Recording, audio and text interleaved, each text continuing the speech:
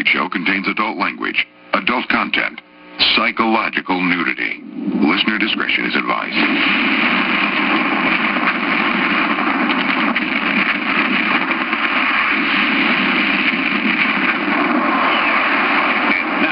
America's most exciting radio talk show, The Savage Nation. Here is Michael Savage.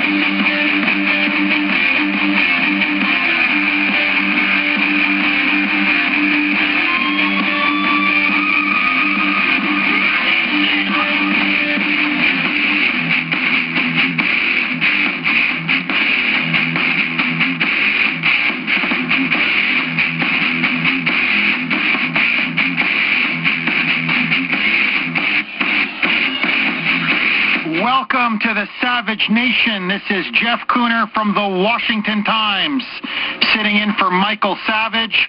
1-800-449-8255.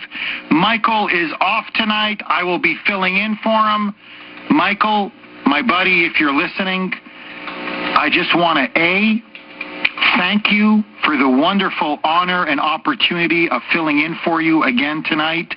I can't tell you how proud I am to be filling in for you, and moreover, and maybe more importantly, I want to extend my heartfelt congratulations to you on another blockbuster, another bestseller, Trickle Down Tyranny.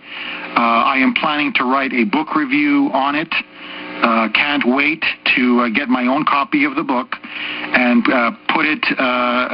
read it, and do a review of it in the Washington Times. It is now number 2 on the Wall Street Journal's bestseller list. Last week it was number 3 on the New York Times. It is skyrocketing up the charts. And Michael, I think you've done it. The phrase to me, trickle down tyranny, is brilliant. I think you've captured the essence of Obama and his regime. And, buddy, again, I just want to congratulate you on another stellar success.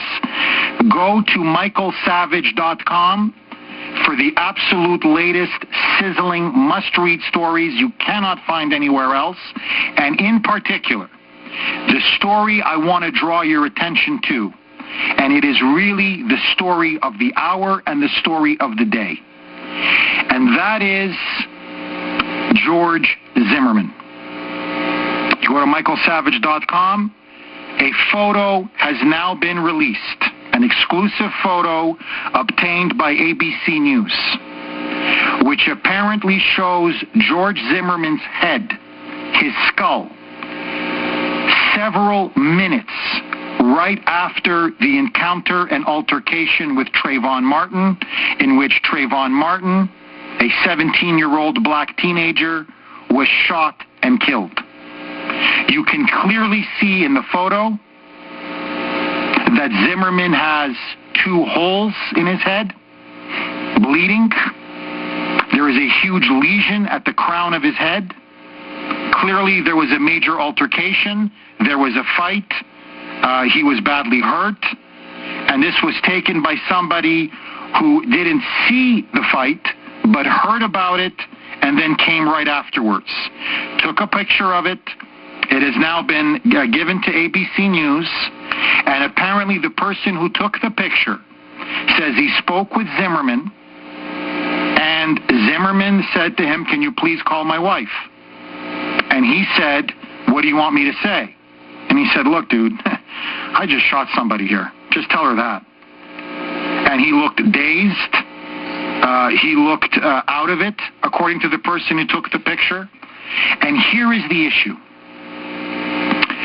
According to Harvard Law School's Alan Dershowitz, a prominent liberal, somebody who's been in Harvard for decades, the affidavit that was used to be served against Zimmerman, charging and indicting him for second-degree murder, did not include information about this photo.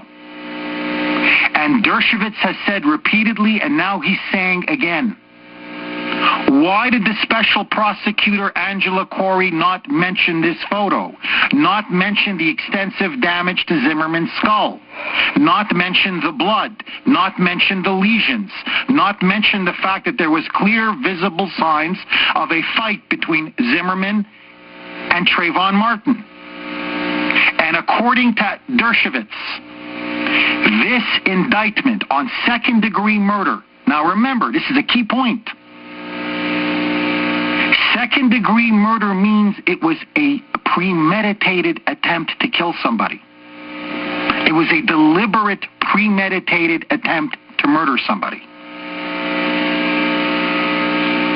According to Dershowitz, that indictment was so full of holes, it was practically laughable. Now Dershowitz has said, with this photo coming out, which obviously the prosecutor's office should have known about and probably were aware of, but had a moral and ethical duty to include it in their indictment, and they didn't. That indictment, according to Dershowitz, is not only stupid, it is immoral, because it is an attempt to suppress part of the truth of what happened. And then today, Zimmerman showed up for what everybody has been waiting for, his bond hearing.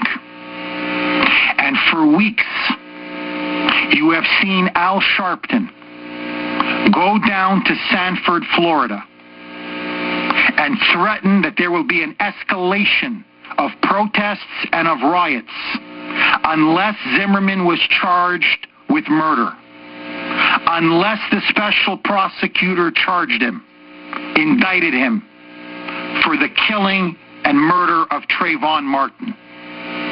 You have seen the new Black Panther Party putting out $1 million bounty on the head of George Zimmerman, saying wanted dead or alive. A bounty on somebody's head, which is illegal in America? If you or I or Michael Savage or anybody else put a bounty on anybody's head for $1 million or any number, $500, $1,000, saying wanted, dead or alive, we would be arrested. The FBI would swoop down our house so fast you wouldn't believe it. And yet, Eric Holder does nothing. Silence. Silence. Louis Farrakhan vows that there will be retaliation unless Zimmerman is tried and convicted and imprisoned. The President of the United States deliberately politicizes this issue, and in a stunning press conference says, if I had a son, he would look just like Trayvon Martin. Really, Mr. President? I mean, you're such a messiah now, you can even tell what your son would look like? Deliberately fomenting racial tensions. The Congressional Black Caucus going berserk. Maxine Waters, that Marxist from California, that rabid racist, going on and saying this was a hate crime. The liberal media jumping on board. And have you noticed now, suddenly they've invented a new category. I've never heard of this category. He's a white Hispanic. Suddenly Hispanics are not Hispanics. They're white. They're white Hispanic. And so Zimmerman now comes for the bond hearing. Will he be released? And the judge now listens to the argument. Robert Zimmerman, George Zimmerman's father, had to testify on his son's behalf, saying he's not a violent man. He's never done any violence in his past. He's an upstanding member of the community. His wife vouches for his character and says he, in fact, mentors young black kids. He's not a racist. He's a good man.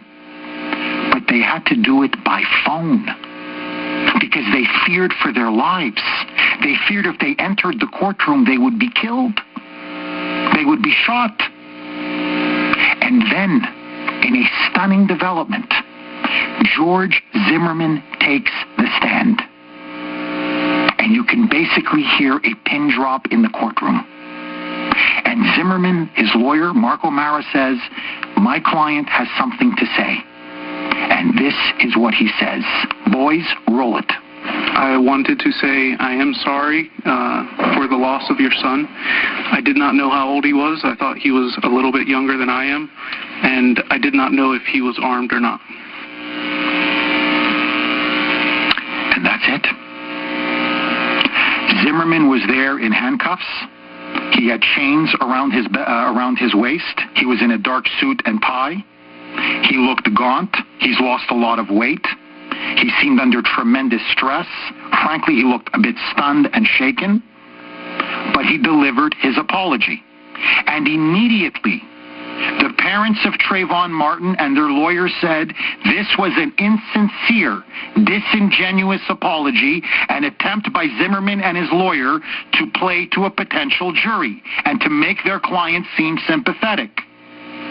Now, I'll be honest with you. To me, it seemed like a straightforward apology. This is a man who wanted to apologize in private. The parents didn't want to meet him in private.